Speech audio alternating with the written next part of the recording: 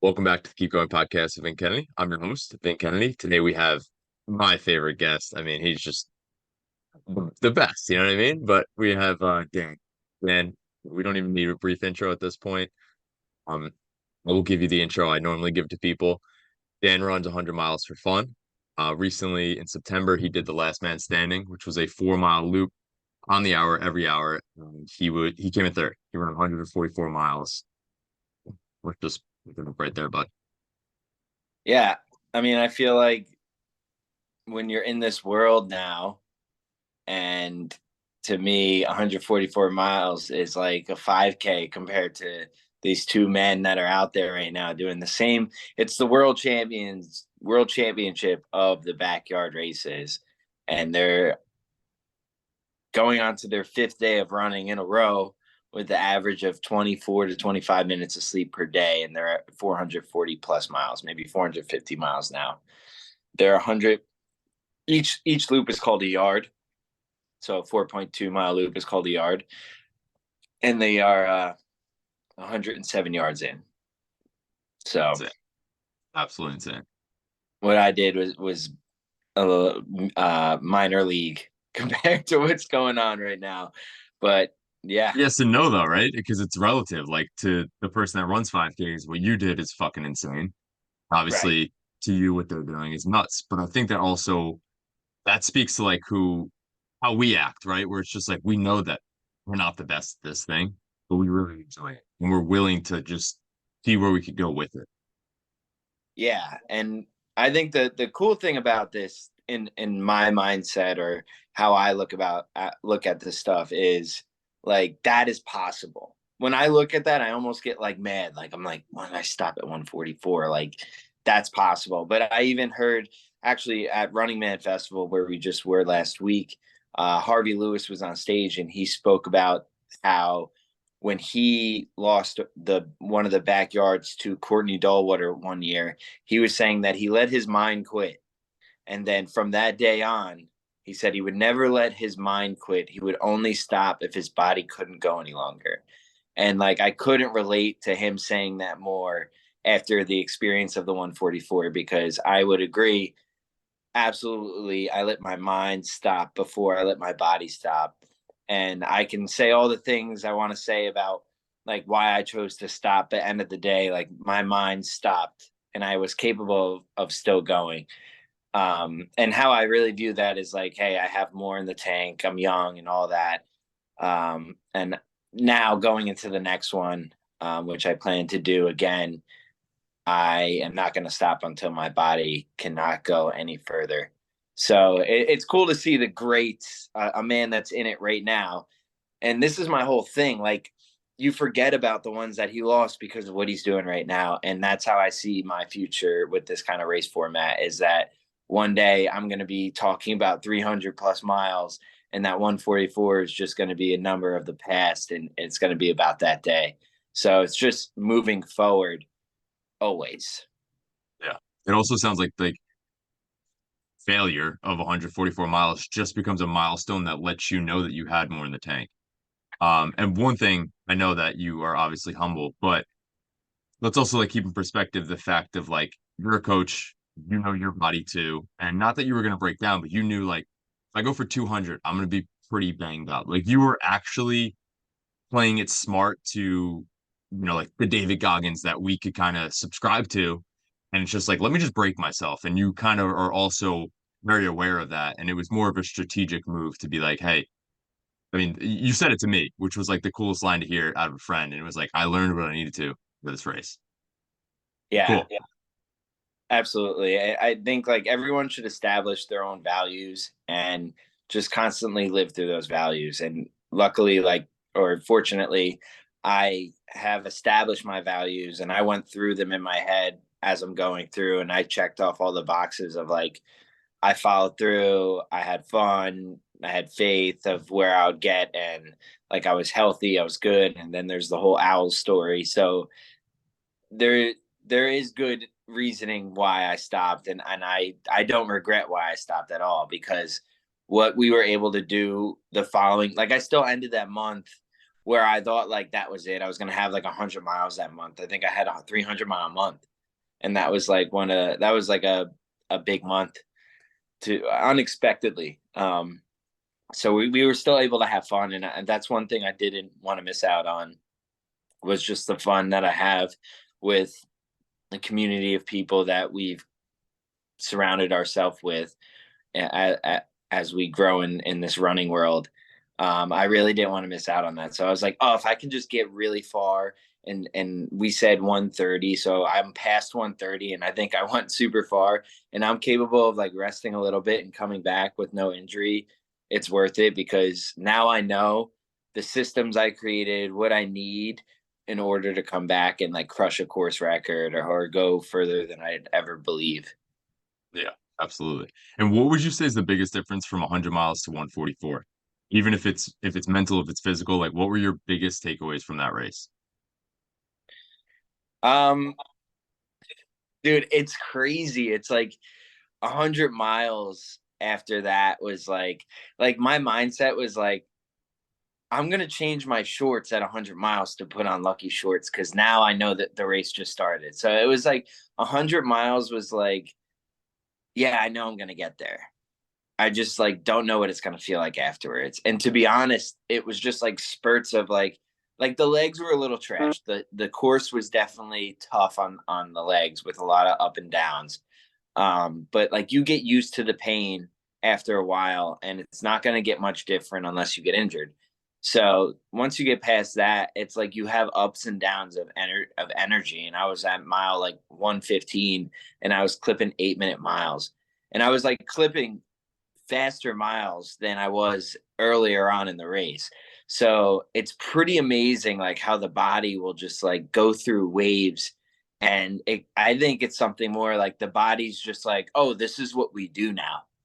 So there's a point, if you can get past this point, your body will just adapt in the moment. Like, yeah, you're going to feel beat up, but you'll adapt to the point where like your body has to learn how to work and stay energized and survive, essentially, um, based on what you're pushing it to do. So it's pretty cool.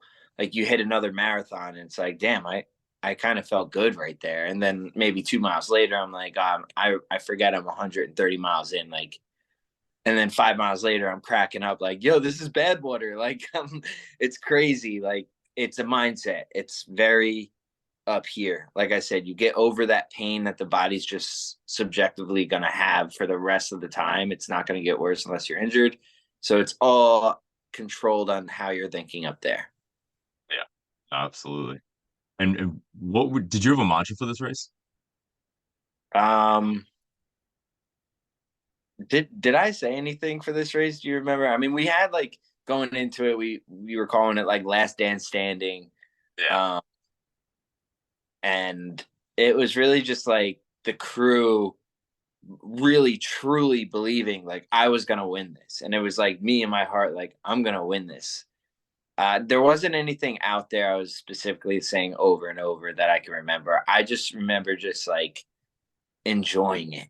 Like I yeah, knew I all summer for this, and we had such a good time training for it, and I was there and I was doing it, and I was feeling good for the most part all the way through, and we were just dialed in. And I would use caffeine and music strategically. So where I would like have a little bit of a low, throw some music in, and that would pump me back up. Or I would literally be falling asleep on the course, like eyes closed, marching forward. And I'd go and I get some caffeine in, and I go back out there like lightning. So it was really just like the atmosphere and feeling out the experience that kept me going.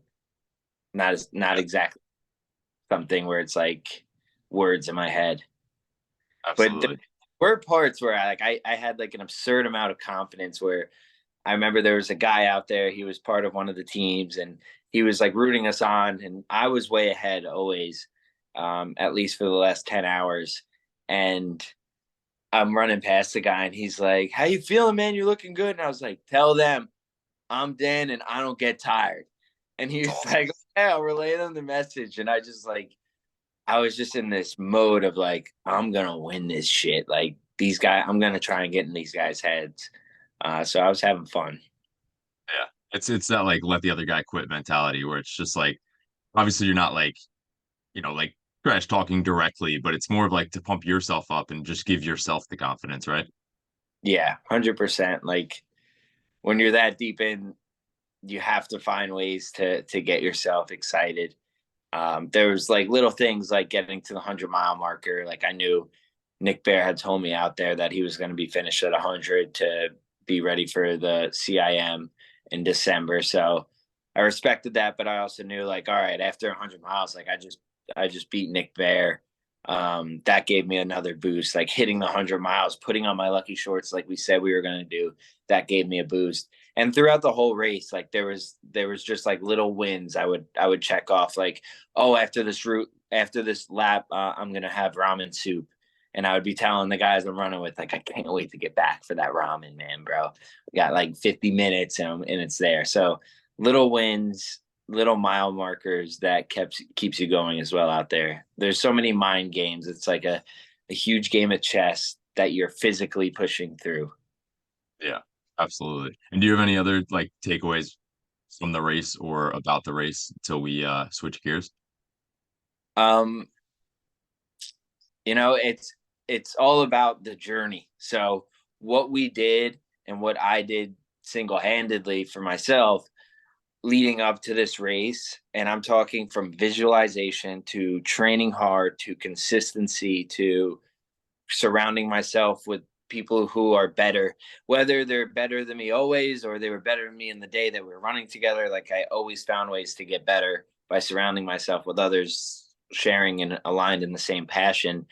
um, so enjoying that journey, being so grateful, like sharing gratitude throughout the whole way allowed me to enter that race with the idea of what's going to happen vividly. So I saw myself going that far from when I got there. And I went up to the race director and they asked me, and this happened at the Beast the first time I got there. And that's another story. But they asked me, "Oh, how do you think you're going to do?" And I looked them straight in the face and didn't pause or anything. I said, "I'm going to be the last man standing." And they smile, they're like, "That's great, yeah, yeah," but they're like, this guy has no idea who he's going up against. Like there's guys out here that are in Big's backyard. And when I finished, like they were so upset and they were like, "No, Dan." And the guy went up to me, he was like, "I remember yesterday you said you were going to be last man." And like, not that I didn't believe you, but I knew it was a tough field, but you really showed up today and showed that. So it's like, yeah, like I visioned myself doing that, and it wasn't surreal to me that this happened and I was able to push that far. So for anyone that's going after a goal, whether it's 1 mile, whether it's 100 miles, whatever your goal is, like really soak up that journey that leads you to the finish line and visualize it all before it even happens and do that day by day. And when it happens, you'll realize how powerful your mind is and how powerful it is for you to go at something and have gratitude throughout the whole thing. So yeah, that's the best takeaway I got from it. And I know now going forward, yeah, I have down like eating methods and nutrition and training down, but really I'm gonna really focus on the manifestation part and the visualization of me finishing that race and also with my clients, like them mentoring them and empowering them to visualize first and foremost before we do anything physically for training. Yeah. It's like you like have to believe it yourself, even Yeah, if even if you got to force it. Like it's so true. Yeah. 100%. Like you go and look at like great rappers, great athletes, all the greats, they all talk about this too. Yeah. And you hear them talk about it, you're like, sure, because you see them up here. But they started thinking like that down here. That's why they're like telling you, and it seems fake when they're up here, but they're like, I literally saw myself here. And no one believed them when they were down here. It Yeah. was them themselves and their small circle that believed in them as well. And that's all you need. It's so true. And I think a lot of people just get successful by outlasting the crowd, right? Like it's so easy to like I mean for some people it's difficult to start, but once you start, it's so easy to be surrounded by a ton of people at like this base level. But as you evolve in things is when people start to fall off, and that's when you really find out what you want. Yeah. And that's when you'll be stuck around the people that are aligned with you, that are moving up with you because they're Yeah, evolving. true. And I think that's a segue into just community. I mean, you touched on it, like my 21 summer, obviously you know about it. Shit show. Like I used to say like that was my favorite, funnest summer, and it was evolving like partying and all the wrong things. And this summer, like enjoyed how much fun I had in that summer. And it's like if you kind of want to just touch on like what we've been doing, what we do, and like where how it's grown and where it's going. Yeah, like first I want to go back to like 2020 when I started running. I was doing this all solo. I had a couple friends, and we were kind of in different areas. Like my one friend's like 10 years older than me. He's got a wife now. He has a kid, and he's a business owner, and he was just deep into that. And another friend who was serious with a girlfriend, and um, had a lot going on with work and everything. Like it was hard for us to constantly get together and run, but when we did, it was great. So it was always hard for me to like have people that also do what I do, right? Like to be like, oh yeah, I'm going on a long run. It's 20 miles. Like, oh, maybe I'll have someone that's like, I'll jump in for 5. Um, and as a trail runner, it was harder to find people that run trails.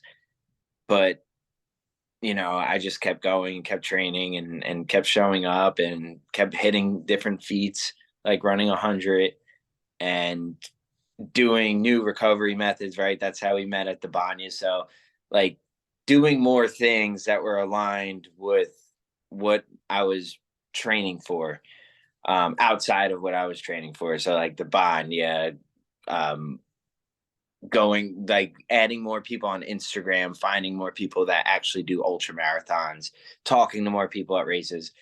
And I think just over the years, like that was another manifestation thing that me, you, Greg Jerez, like we all met and we were all aligned exactly on the same level, especially mentally. So it didn't take long for us to just stretch this mileage that we put on now because we just see each other. And I guess it started with me like, damn, Dan runs 100 miles.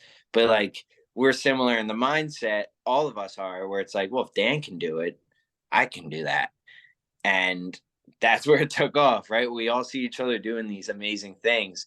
And when you go down to the Jersey Shore and you're running down this boardwalk, early in the morning, with the waves crashing and like the smell and like the energy that we had at like 5:30, 6 a.m. with the sun coming up and the pier and everything, like there is nothing that compares to that. I can't imagine going anywhere in the world that will compare to that. There will be other places in the world that I'll be like, wow, this is beautiful, but there's the aroma of the Jersey Shore that we do, that there's nothing that competes with that.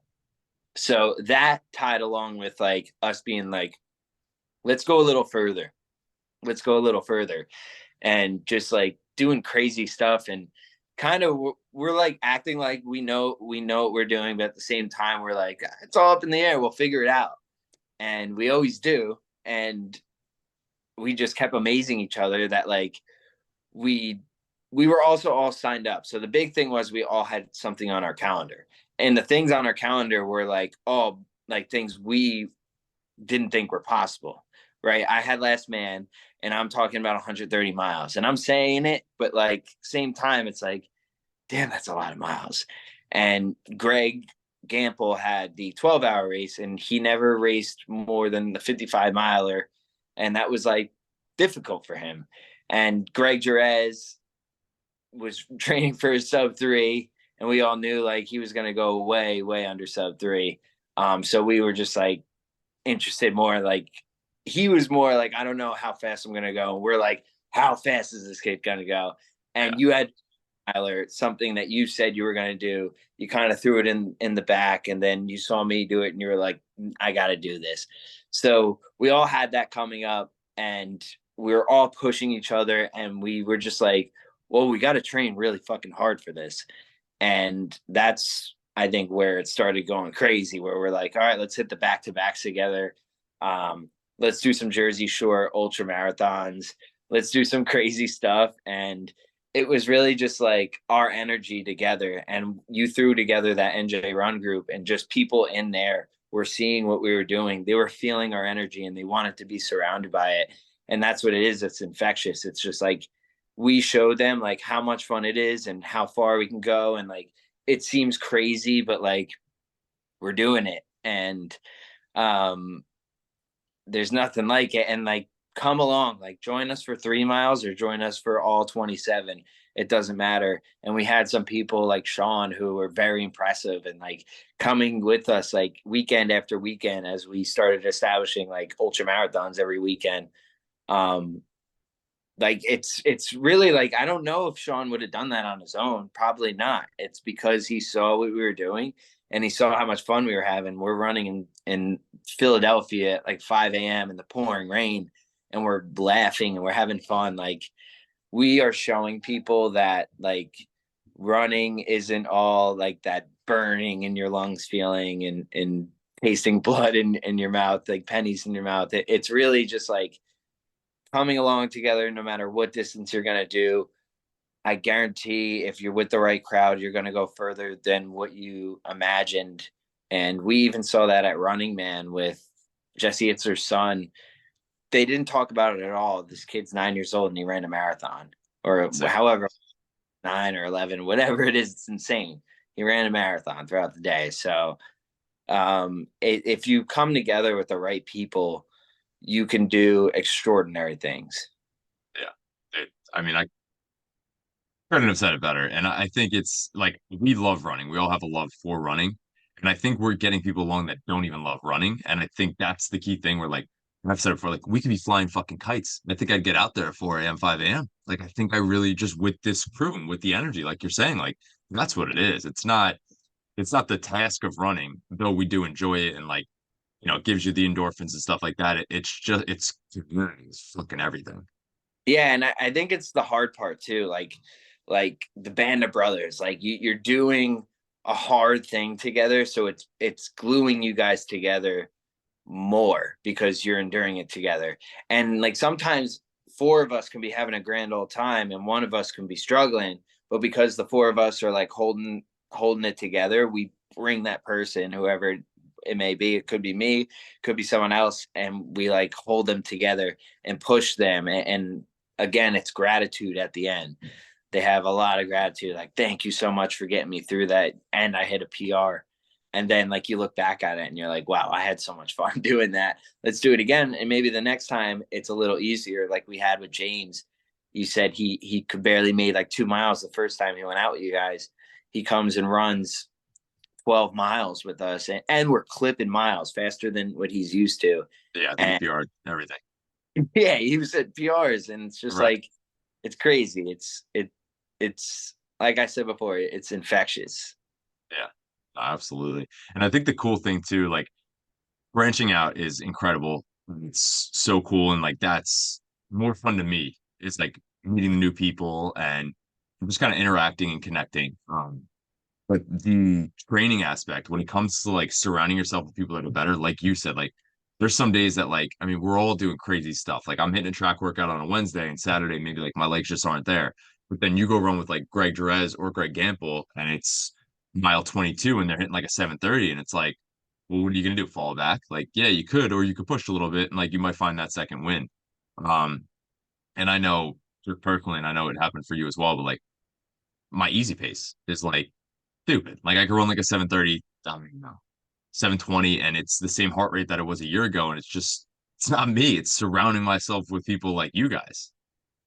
Yeah, it's so true. It's so true. We get better, man. Like it's crazy with Jerez. That I'll never forget. He came over in the summer and we hung out and we ran together for like 3 days. And literally my pace like improved by like 2 minutes by that weekend, where we Yeah. were like easily clipping like 7:45s, 8 minute per mile on the at the shore. And the week before that, maybe like an 8:30 was tough for me. Yeah. So it's crazy. And That it's could it's change. yeah. But it's like that in all domains, right? Because then he comes to the trails and you humble him. Right. Um, and then I mean, Greg Gamble, sometimes I think like we used to call Greg Jerez a robot. Like sometimes Greg Gamble, I just don't understand it. Like he'll Yeah, clip like a 6 minute like 30th mile, and I'm just like, I I don't understand. Like he doesn't do the speed work. Like he's just guy's just talented. It's awesome. I Or obviously puts in the work. he's like But Courtney, or how he is. He's just like he is. free air. Like Yeah. it was so funny when he was telling me about his 18 miler, and he's like clipping 630s like the whole time, and he's like, I don't know when it's gonna stop. Like I was just looking down and at 630 again, so I just kept going. Like as if he has no control over it. I know. Yeah. He said he's like, yeah, my headphone just kept telling me 6:30. And I was like, it's pretty cool. I was like, I fucking love this guy. Man, that's Yeah. something else. So two other things I definitely want to hit on are like what are your lessons from this year? Because you spoke on and like you ran for years alone. I did it for 1 year, like completely made this solo mission, and letting people in has been the best thing I've ever done. This is hands down the most fun I've ever had in my life, especially like the last 6 weeks. Like this is just I came home from Italy and had more fun. I don't know. I don't know if many people could say that. Um, but yeah, and it's a testament to you guys, like a testament to the community, it's a testament to the friends and like the relationships we're building and kind of the direction we're going. But what would you say like your highlights of the year? And then if you have some lessons of the year. Yeah, so I'll start with lessons of the year. I think one big lesson for me was empowerment, like empowering others. And I've always been a coach. I've been a coach for over a decade, and I've always empowered others, but like being very intentional with empowering others and showing them that they're capable of so much more. Um, and even empowering myself to do things where I know I'm capable of so much more has been a huge lesson for me for this year.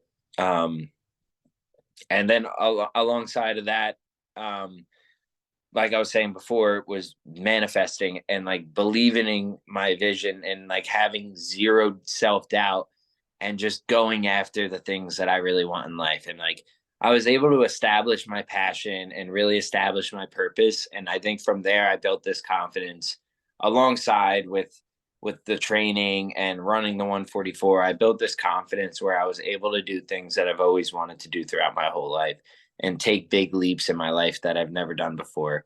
So I really think this year it was the belief in my head, like seeing it and then just taking action on it and showing myself like it's possible. And that was a huge lesson for me. And highlights of the year, obviously, like if I'm gonna get specific, I remember like Greg Gample's birthday in July, like it was July 15th. We went out, we ran a 50K. We ran like 30 30 mile, miles. yeah. Yeah, and from Asbury Park to Bayhead, New Jersey, and then back. Um, so we did that, and then me and Gample were chilling in his van, which we codenamed Bloody Mary. Bloody Mary, yeah. We're sitting in his van and we're laying there, listening to music. It was a beautiful summer day, like as summer as you can get down at the Jersey Shore. And Greg's like, all right, we're gonna go get a latte and then we're gonna go run 10 more. And I was like, 10 more? He's like, come on, it's my birthday. We're both feeling good. And I was like, let's do it. And we ran 10 more miles and we saw your sister on the boardwalk and like we were giggling because we were going out to dinner that night. We were like, don't tell Vin, don't tell Vin. And it was just so funny. It's so funny that we were like that sick that we're like hiding an extra 10 miles from each other. It's also sick that we like throw 10 miles around like it's like I don't know, like it's nothing. Like literally, like we're going for a walk down the road. Like we're going 10 miles. So we had a 40-mile day. That was like an incredible day. And then there was the day of your race, where me and Jerez, like we ran around and counterclockwise from what you guys are running and like just had a day just connecting, meeting Harks for the first time, just like helping everyone in the 12-hour, helping you out, and then going into the night and seeing you push through the night, go to sleep, wake up, come back from the dead, go out there, and then the next day finish your 100 miler. It was just like a day I'll never forget. Again, the energy was unreal. And then of course in September, the last man standing was just like an unbelievable um time. Like it's just like it was a perfect finale of a perfect summer. Like you said, it was the most fun I've had as well in all the years. Like all the years of going out with friends and partying and girls and all of that, like it doesn't even compare to what we did this summer. And all we did was go to bed early, wake up super early, run a shit ton of miles, and eat some food and place in races. So um unbelievable year. And the year's still going on. I mean, we've Yeah. had all of these events happen since last man standing. We're going to DC this weekend. You guys are running the 50K, the Marine Corps 50K, and we have other things ahead of us. So it's going to be awesome, and it's exciting. Like next year, from January to next December, like we're gonna have our calendar for the year planned out, and it's going to be like one of the first times ever that like I actually have the full year planned out, and like we're going to have like every weekend to look forward to. Like if we're doing that now already, like I can't imagine when we're like starting from day one of the year to be like, okay, from here on this is what's going down. And we already have so many things planned for next year, and just hoping on some lotteries to get into some other things. But yeah, huge highlights from the year, huge year, and we're only going to get better. What's the Yeah. one thing like this is the best year ever, but we're always going to say that? I plan on saying that every year going forward. Like this was incredible. Like I came home from Italy and I had more fun. Like it's a different experience and it was an incredible experience with my mom, with family, friends, but like it's insane. It's literally insane. And I think a big thing to touch on, I've been getting a ton of people hitting me up about this, and I know you're in the same boat. I'm healthy. We've ran like an insane amount of ultra marathons that we just make normal now. Like you said, we throw around 10 miles. I don't think we've hit a group run that's been under like 27 at this point in like the last 6 months, 4 months, whatever. But I'm healthy. Like it's crazy. And I think that's a testament too to like you and your coaching as far as like I'm someone that like I love to hammer a plan and like if my week says 70 miles, I hit 70 miles. But like knowing when to pull back, especially with like me doing basically like impromptu ultra marathons every weekend for fun, like you need to be smart with it. Yeah, 100%. You got to listen to your body, and it's we're doing these things, and you have to remember to do the small things, especially push this hard. So if you're training hard, you got to recover hard. And I've been at fault for not recovering hard enough, and my body reacts to it.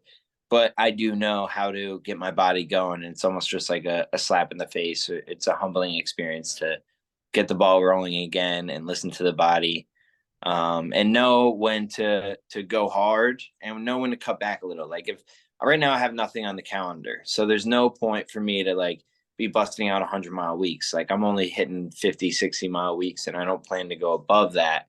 So I make sure like if I am hitting a ultra marathon on the weekend, my weekly runs are going to be very light. I'll maybe have one or two intensity runs, and then the other runs are going to be very mellow. So it's all about what stage you're in, what season you're in. If you're training for a marathon, you've got that coming up, then your workouts may be more intentional, and your weeks may be rising up in volume a little more if you're training for a 100-mile or even more. So it's all about knowing your body. And I think a lot of people are capable of doing what we're doing right now, especially when they're, if you're more experienced.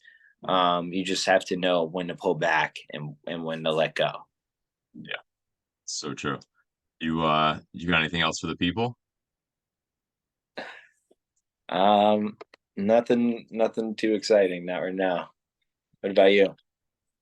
Yeah, I think we're good. I mean, we as always, I appreciate your time. I'm gonna be talking in like 2 seconds anyway, but I love you. Yes, sir. Love you too. Thanks for having me on the Keep Going podcast. And Of course. I'm excited to come back on again and talk about some other things. Yeah, that's cool. Absolutely.